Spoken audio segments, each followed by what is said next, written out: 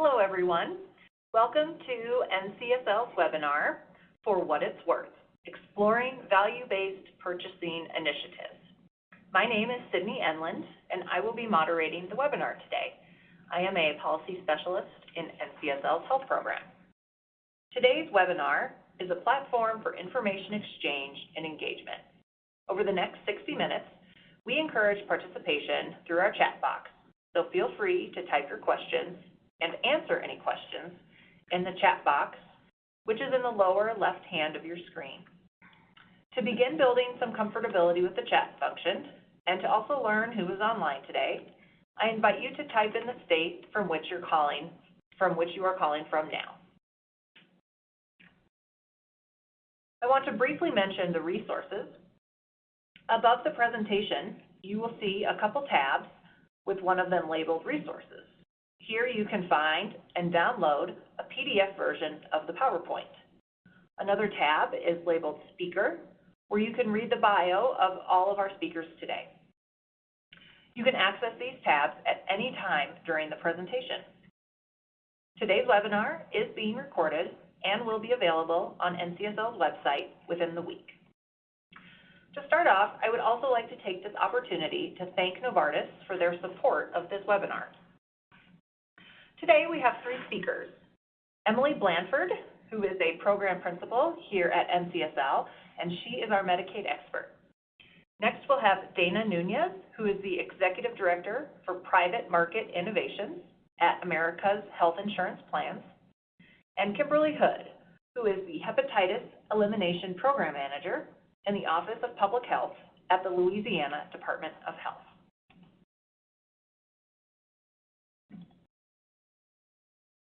So traditionally in healthcare, providers have been paid on a fee-for-service basis, which reimburses for each individual service, test, or procedure provided. Some view this type of reimbursement model as rewarding volume while posing challenges in accounting for the quality or outcome of the care provided. Alternative payment models seek to shift reimbursement toward paying for and rewarding value. Value-based purchasing is any activity that links payments for healthcare goods and services to improved health outcomes and provider performance. These alternative payment models have emerged as a possible way to contain costs and improve quality of care. These agreements can occur among both private and public payers and take place in various settings, including hospitals, primary care, and with prescription drug manufacturers. Several alternative payment models seek to shift healthcare providers' incentives from a system that rewards volume to a system that rewards better health outcomes. Here are a couple examples of value-based purchasing. You will hear more about these models in today's webinar. These models tend to focus on quality and health outcomes, as well as reducing spending through collaboration, coordination, reductions in unnecessary services, and in some cases, better supporting prevention efforts. In many of these models, providers may benefit from cost savings achieved through shared savings. And under risk-based models, providers are held financially responsible for some, if not all, healthcare costs if they exceed a predefined budget. These agreements take many forms, such as pay for performance, accountable care organizations, or ACOs, patient-centered medical home, or PCMH, global budgeting, and bundled payment. I'm now going to turn it over to Emily Blanford, who will be talking about value-based purchasing in Medicaid. Thanks, Sydney. So as Sydney just discussed, I'll be providing a high-level definition for some commonly used value-based purchasing and alternative payment models, as well as examples of how states are using these models in their Medicaid programs. Now, while the focus is on Medicaid, just want to note that these models are being used across all different payer sources, and many of these models are very similar in concept, and they're often used in combination with each other, and also used in combination with other initiatives, and again, across all different payer sources. So with that, let's start with pay for performance. This kind of alternative payment model has been used in Medicaid programs for quite some time. This model uses predetermined measures related to metrics, which can be related to things such as utilization, outcome measures, and also client experience. For example, some models may provide performance incentives for reducing 30-day hospital readmissions to incentives for clients reporting improved primary care experience. Slide. Okay. And then evidence regarding impact on quality of care and cost for this strategy is mixed, but research does suggest that pay-for-performance programs may work in certain conditions, and again, particularly when used in combination with other payment and quality incentives. So, for example, Colorado has seen some success using pay-for-performance in combination with other models, including an accountable care organization model, or ACO, which we'll discuss in just a minute. Colorado calls this their Accountable Care Collaborative Program, and it's made up of 7 organizations known as Regional Accountable Entities, or RAEs, that are responsible for coordinating care and connecting members to primary and behavioral health services. These entities are eligible to receive higher per member per month payments for meeting specific performance targets, such as increased well visits or reduced emergency room visits. A 2016 evaluation of the program found that Colorado's Accountable Care Collaborative reduced expenditures by about $60 per member per month for adults and about $20 per member per month for kids, while also maintaining quality of care. As a slightly different example, some states like Arkansas created hospital pay-for-performance programs to incentivize hospitals to meet specific quality metrics so they can earn supplemental or increased payments. So let's move on to accountable care organizations, or ACOs. Typically, ACOs are a group of healthcare providers, or in some cases a regional entity like Colorado's program, who come together and agree to coordinate services for a specific defined population. Now, there's no formal definition, but ACOs typically include primary and specialty care providers and at least one hospital. The idea is to include a cross-section of different provider types. Now, through an ACO model, ACOs can also share in any savings generated by the program. Now, most Medicaid clients are enrolled in a managed care organization, and many states are using this infrastructure to further develop an ACO infrastructure to further enhance care coordination between providers. 14 states reported ACOs served at least some portion of their state's Medicaid population in 2018, according to the Kaiser Family Foundation, which is an increase from just 7 states in 2015. So one state example is Vermont, with the support of the Federal Centers for Medicare and Medicaid Services, or CMS, who oversees the Medicaid program. They formally adopted an innovative all-payer ACO approach in 2016, with its first year of full implementation for Medicare and Medicaid in 2017.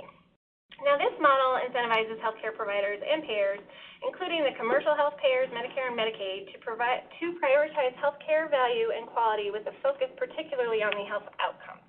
Now, providers receive a monthly payment to cover all costs of their covered patients, and the highly coordinated structure inherent to ACOs allows for cost savings by closely aligning patient care among various providers, and the capitated payment structure incentivizes further savings by rewarding efficiencies.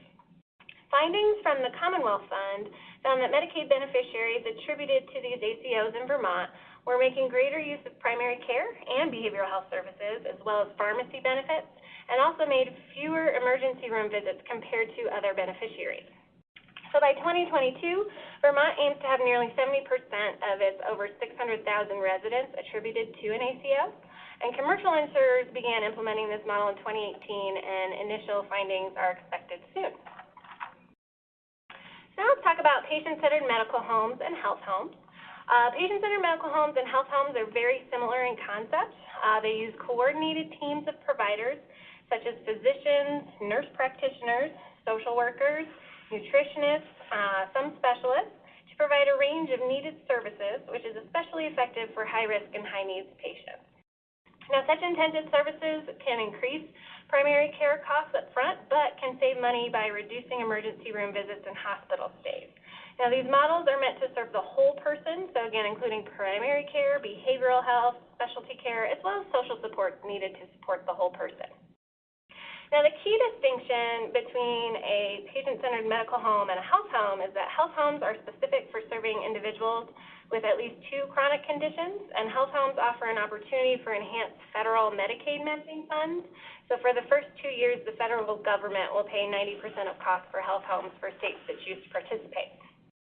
And as a state example for patient-centered medical homes, Nebraska in 2009 passed legislation authorizing a pilot program.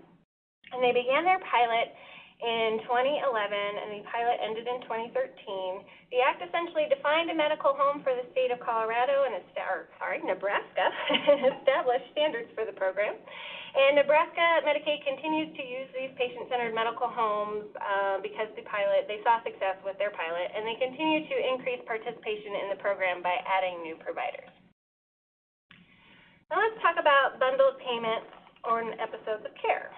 So under a bundled payment model, providers receive a lump sum for a single episode of care, such as a hip replacement or maternity care. Now, when providers receive the payment from Medicaid, usually about 2 to 3% of the agreed upon amount is withheld. This incentivizes providers to keep the cost of care below the resulting payment, as they will keep any of those cost savings. Now, this model shifts most of the financial risk away from patients and Medicaid and onto the direct service providers, who then have that additional incentive to avoid redundant treatment and prioritize comprehensive care that prevents complication.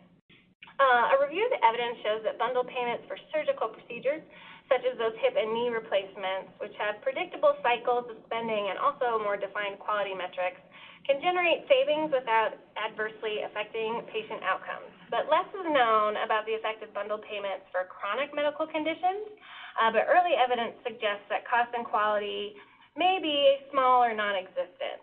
So there's little evidence that bundles reduce access and equity, but continued monitoring is required in this area to see what these models are accomplishing. And as a state example, Tennessee has rolled out 48 different episodes of care for use in their Medicaid program. These 48 episodes were developed through a stakeholder process, including insurers and clinicians, and are consistent across all managed care organizations in the Medicaid program. Now, last year, Tennessee temporarily stopped expanding the number of episodes in order to improve upon and maintain the currently identified episodes in their program.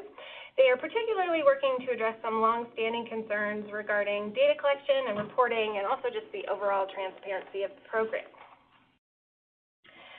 Now, global budgeting is an emerging payment model under which other hospitals are paid on a global budget, meaning a fixed amount set in advance to cover all inpatient and hospital-based outpatient care and services.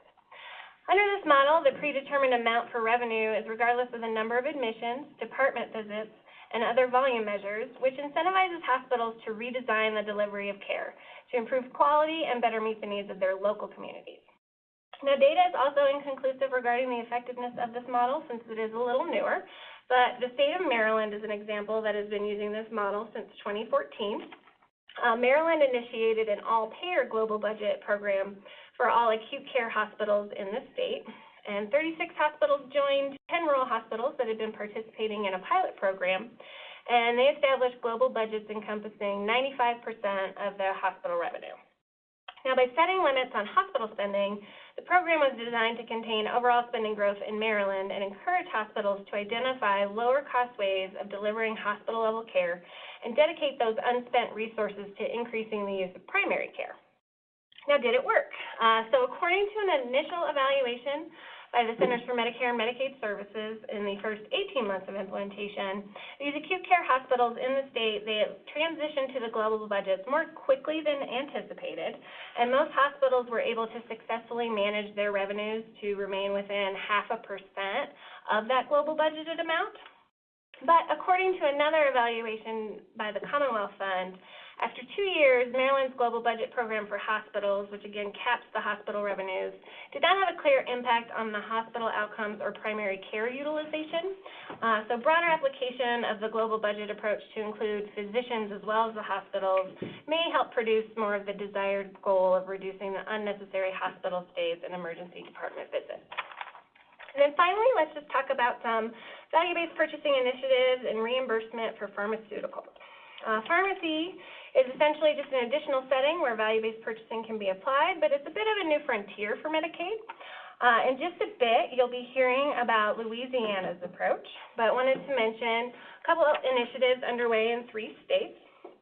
So for pharmaceuticals, value-based contracts with manufacturers could produce additional rebates that lower the net cost for Medicaid programs for drugs covered under such contracts if clinical outcome targets for those drugs are not achieved. So for example, Oklahoma was the first state to apply and receive federal approval for such an approach, and they have secured contracts with at least 4 manufacturers. In one agreement, it includes an antibacterial used to treat skin infections, and the manufacturer will pay higher rebates if patients taking the medication are hospitalized for symptoms or conditions that the drug is supposed to treat. In exchange, that particular antibacterial will no longer be subject to the Oklahoma Medicaid program's prior authorization requirements. In another arrangement in Oklahoma, higher rebates are paid to a particular manufacturer for an antipsychotic medicine if the patient adheres to their therapeutic regimen. As adherence targets are met, documented through increased usage and refills and improved health outcomes, the price the state pays for the drug decreases. Colorado and Michigan have also received federal approval for similar kinds of contracts, but to date the states have not yet announced any agreements with manufacturers, so that'll be an area to watch. So with that, that was a very high-level overview of the different models and ways states are currently using these models, and we will have time at the end of these presentations for questions. Thank you, Emily. I will now turn it over to Dana. Thank you. I am Dana Nunez. I am the Executive Director for Private Market Innovations at America's Health Insurance Plans. And we are an association that represents plans across the nation, a few million covered lives, and our mission really is to move towards alternative payment models, just as the rest of the industry is. A little bit about myself. So before I was at AHIP, I was at the Center for Medicare and Medicaid Innovation, where these alternative payment models and value-based care really originates and innovates from. So I did a bit of policy work there. And then before that, I was doing a lot of what the models that Emily was presenting. So I did a lot of accountable care organization and patient-centered medical home work.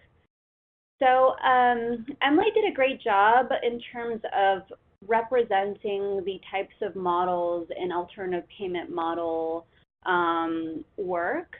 And I wanted to show in terms of what plans are doing across the country as paired up with Medicare and Medicaid, what we're doing to move the needle from fee-for-service all the way to alternative payment models. So America's Health Insurance Plans, we're known as AHIP.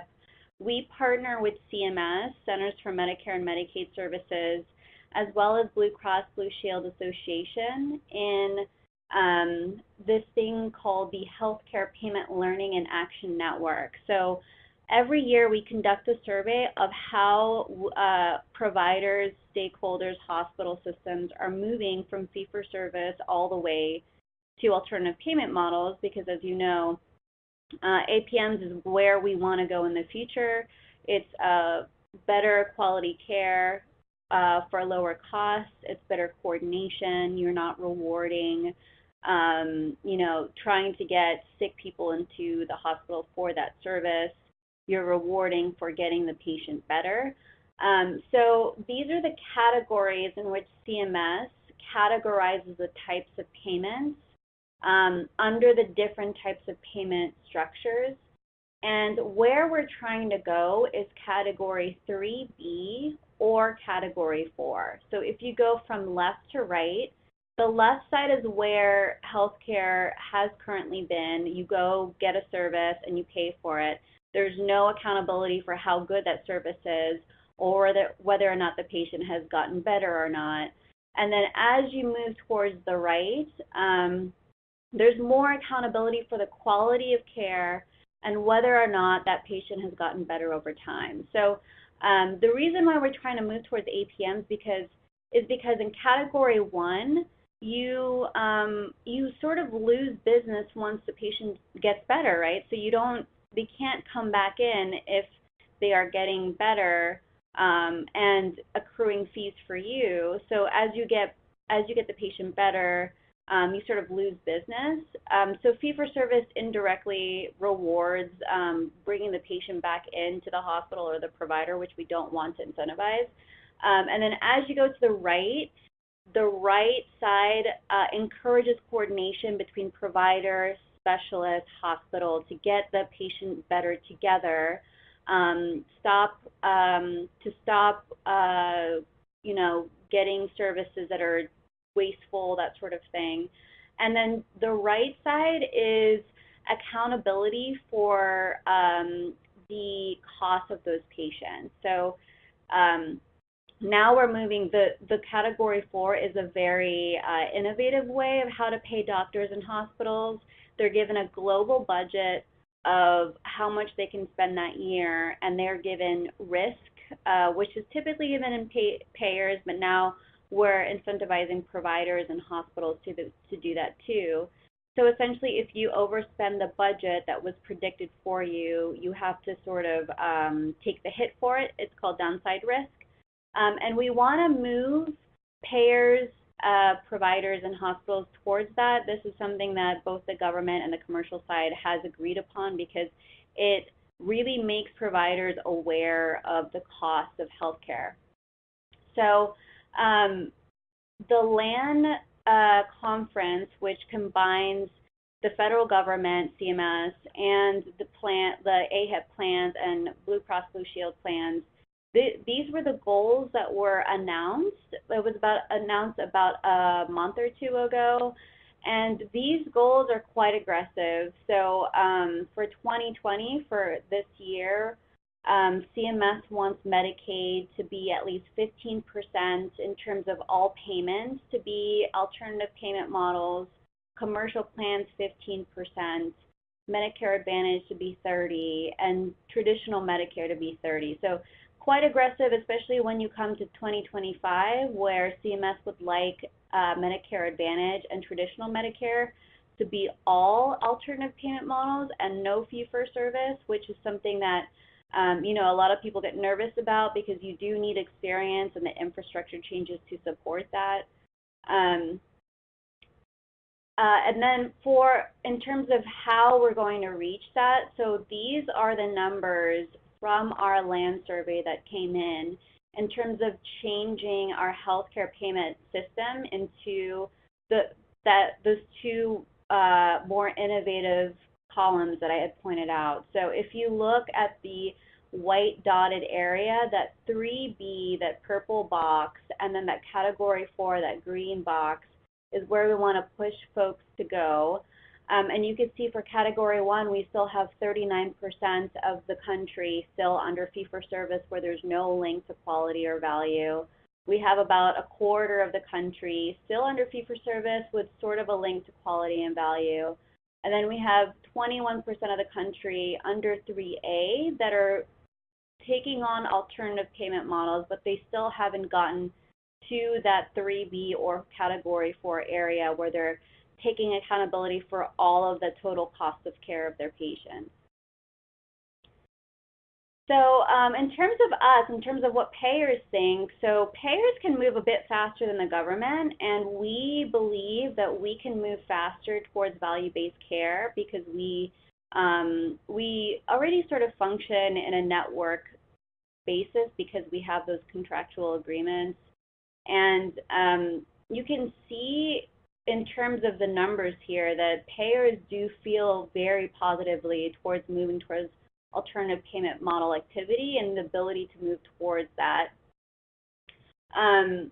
You can see the three barriers to the right of what makes people nervous. So like I said before, there's this thing called downside risk where providers and hospitals would have to take the hit if they overspend their budget. So there's a lot of nervousness about taking that financial risk. A lot of hospitals and provider offices have been around for decades and have been functioning under the fee-for-service payment model.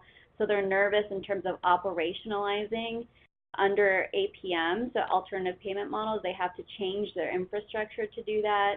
And also provider interest and readiness. So back when the Affordable Care Act came out in 2010, this value-based care idea was so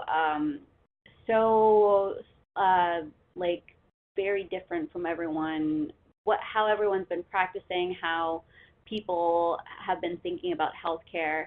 Now today, it's the norm. So most people are trying to move towards APM. So within 9 years, we've moved, in terms of interest and readiness, a lot of people towards that, that ability to move.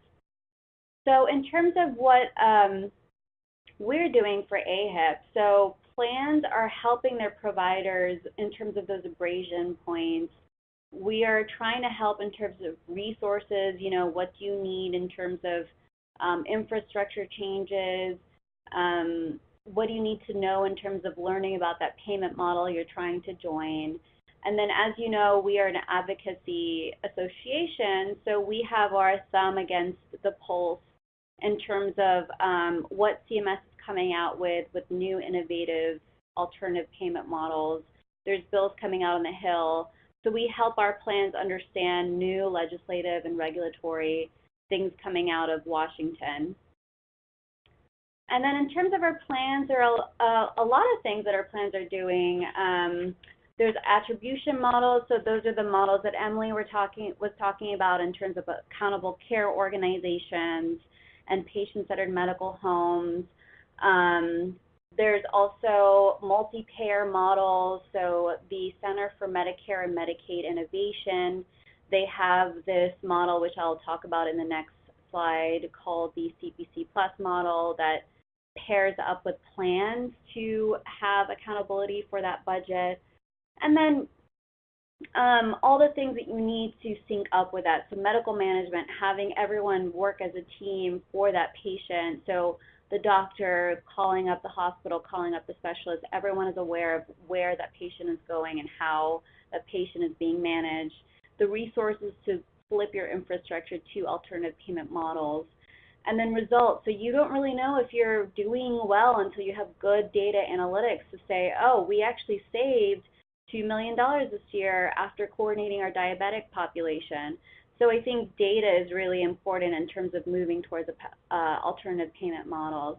And then advocacy, so, having the ability for associations like ourselves to have our finger on the pulse of what the government's coming out with in terms of value-based care is really helpful because, you do need a voice to say, that type of financial risk is too much for us to handle.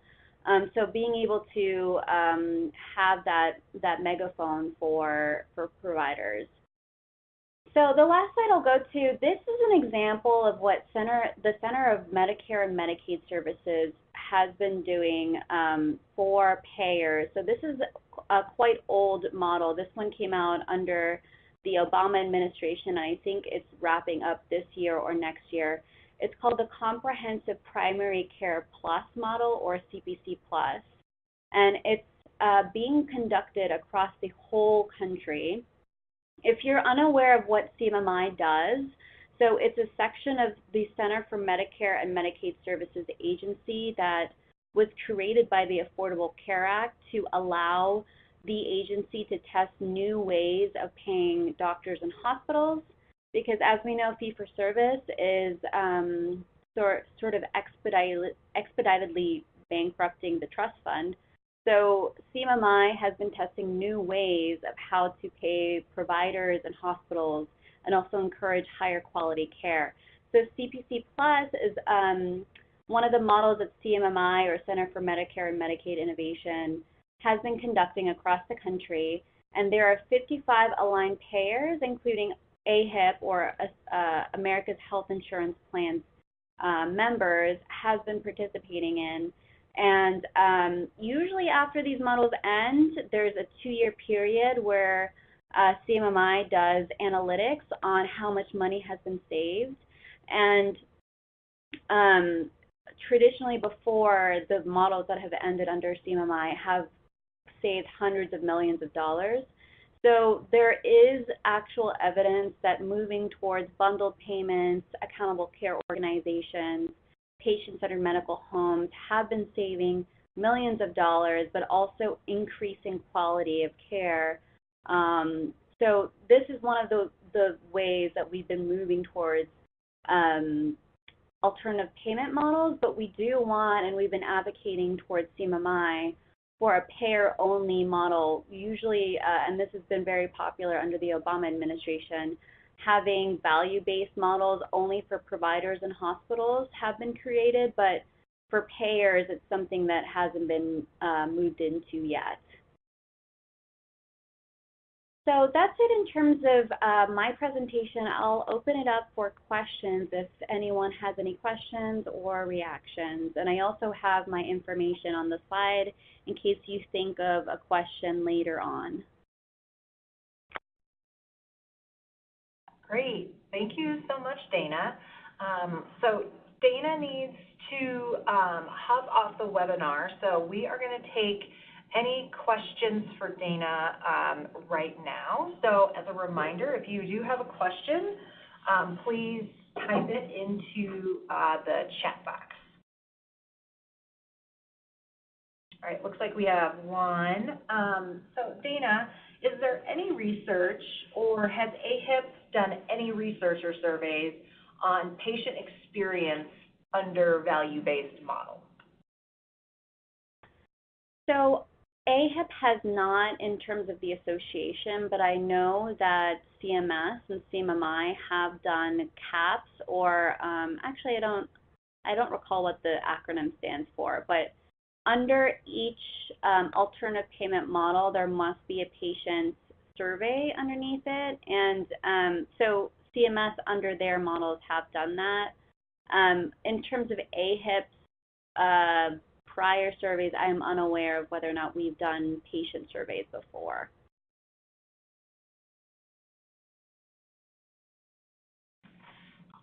Great.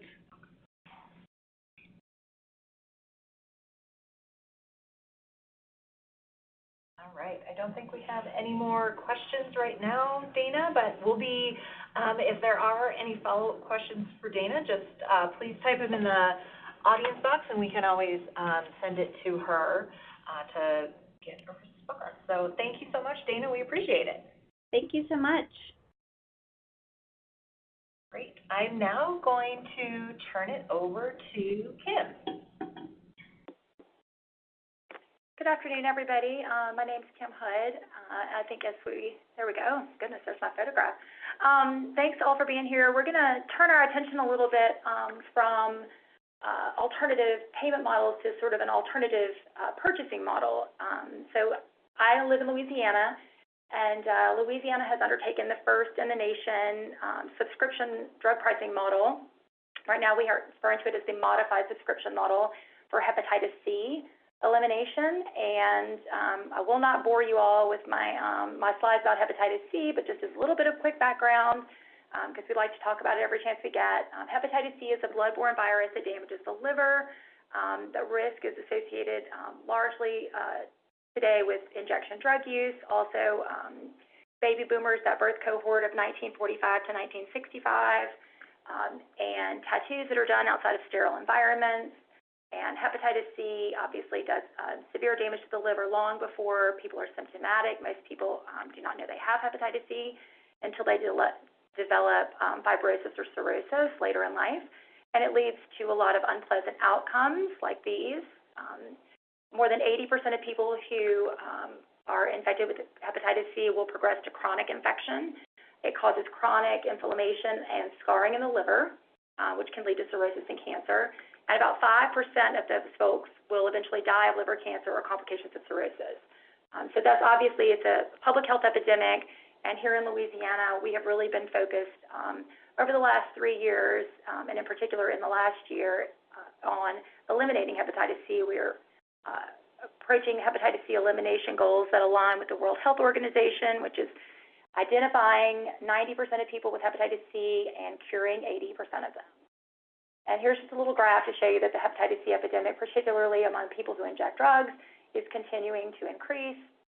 We're seeing seeing lots and lots of new cases in young people and a real bimodal distribution pattern.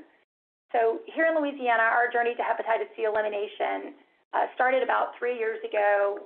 We had a new governor elected, Governor Edwards, and he expanded Medicaid here in the state.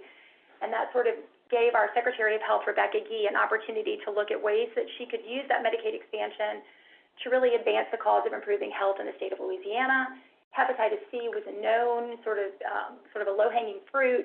And so we started looking into ways that we could really move the needle on improving the lives of Louisianans. And unfortunately, we immediately ran up against a sticker shock for the cost of the drug. As many of you know, the cost of DAAs originally when they hit the market was about $90,000 for 90 days worth of treatment.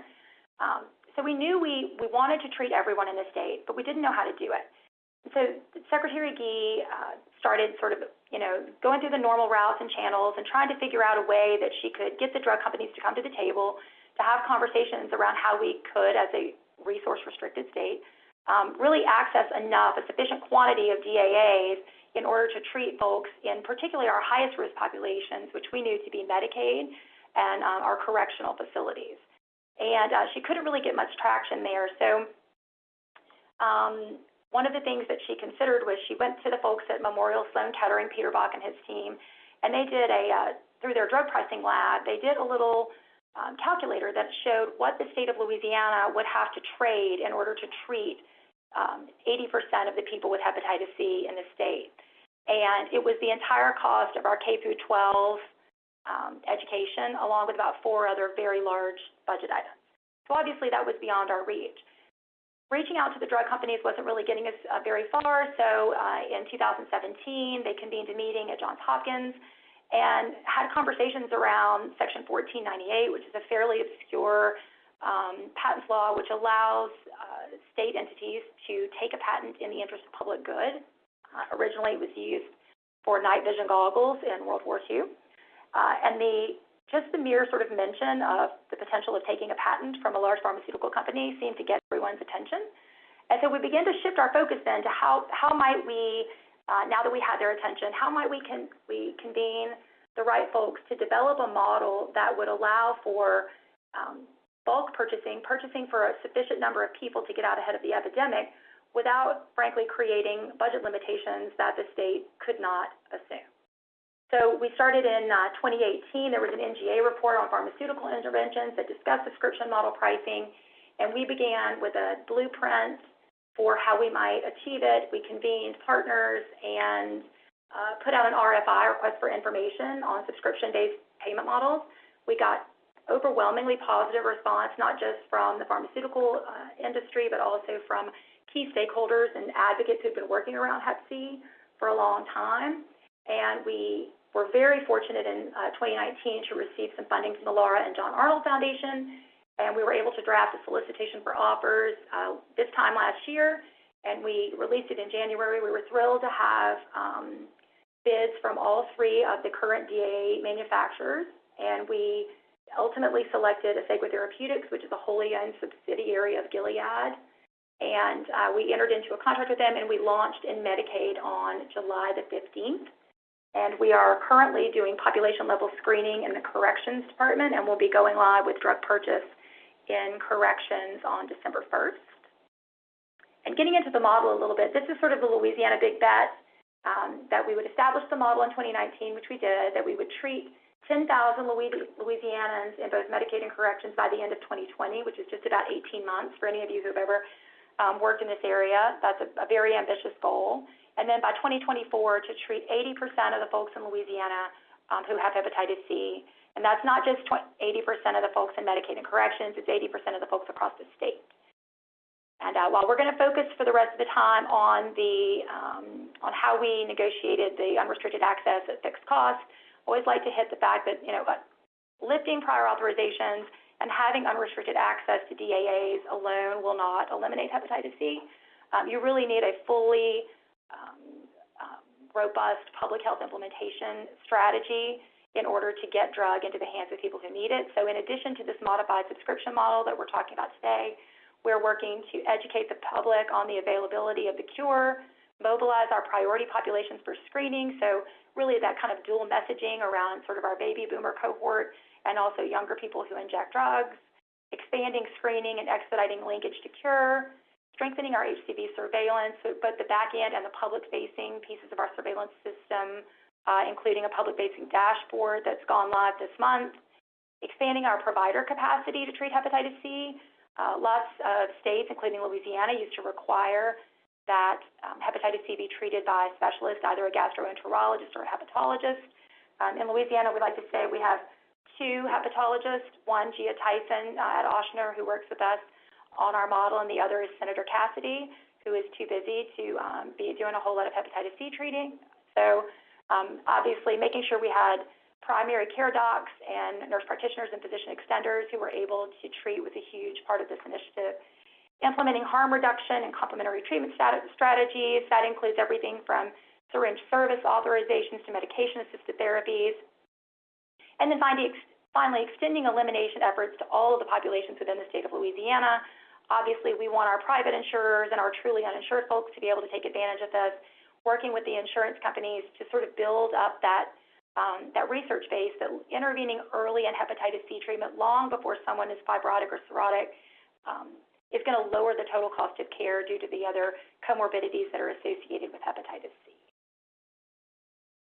And with respect to our first strategy, negotiating unrestricted access to drug at a fixed cost, that's our modified subscription model. People often ask why we call it a modified subscription model, and essentially we call it modified because some folks think of a subscription model as simply an initial lump sum transfer of money, and then following that up with unrestricted access to drug. Because we are implementing within Medicaid, we were really conscious of the fact that we wanted to use our existing Medicaid drug distribution models. In Louisiana, over 95% of our folks are in managed care. Our NCOs are doing a great job, and we've got a strong pharmacy network. We didn't want to pull hepatitis C completely out of that existing paradigm because it works well. So instead, we came up with our modified subscription model, which treatment as a subscription, the purchaser pays an annual fixed fee, and the manufacturer, in this case, Gilead Asegua, provides unlimited access to the medication. And the way it works for those of you who are working in your state Medicaid departments is that we were able to avoid having to get a waiver from CMS. We were able to use a state plan amendment and supplemental rebate agreement. And the basics of it are that we spend up to a predetermined cap through the regular drug purchasing mechanism in Medicaid. Once we hit that cap, 100% of the cost of that drug from there until the end of that fiscal year is returned to the state through a supplemental rebate program.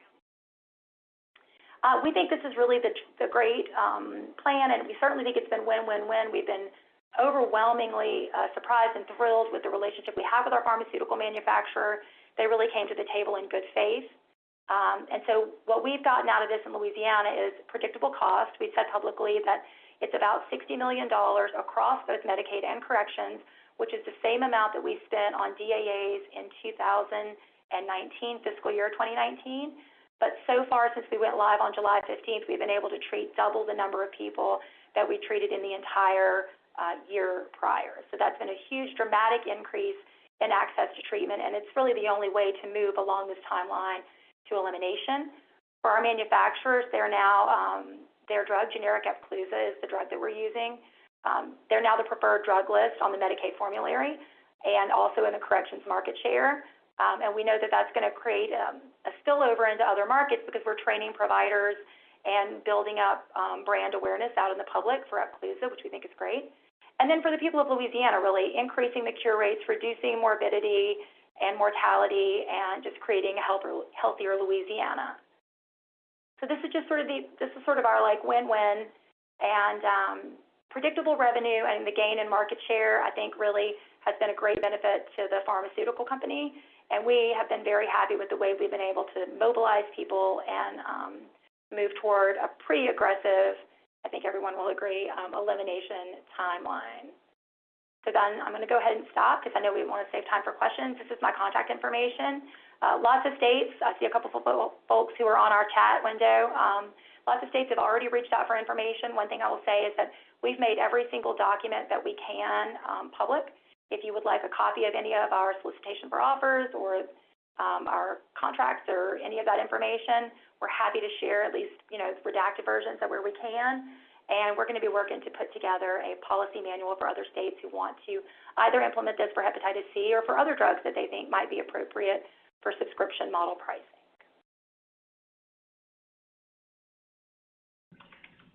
Great. Thank you so much, Kim. We really appreciate it. So now we're going to open up the floor. If anyone has questions for Kim and also Emily, just please feel free to type it in the chat box.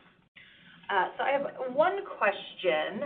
Does incorporating these models in Medicaid programs always require federal approval, like a Medicaid waiver? I think maybe Emily, that one is directed to you. Yeah, thanks, Sydney. So I would say in general, there's probably some level of federal approval required for these things. May not necessarily be a waiver. But so every state has what's called a state plan, which is essentially an agreement between the state and the federal government for how they're going to administer their Medicaid program. And within that state plan document, states are going to describe their reimbursement methodologies as well as their delivery systems and how the provider services are delivered in their state. And so if these models are going to significantly change what you have outlined in that document, you will probably need federal approval on that. For example, if you want to do supplemental payments in a pay-for-performance environment and you're not doing that right now, you probably need to amend your state plan to get that approval. And some of these things, if you want to go further outside the box than what's more generally accepted under the federal requirements, waivers would be an option, which allow you to waive some of those requirements in a state plan amendment. Great. Thanks, Emily. Kim, do you have anything that you would like to add? Just wanted to note that, we were really pleased that we were able to operationalize our subscription model using a state plan amendment rather than having to go through the waiver process, which was longer than Secretary Gee was willing to wait. So. Great, thanks.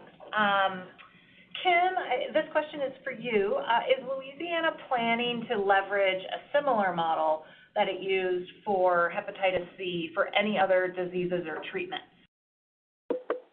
Yeah, that's a grext question.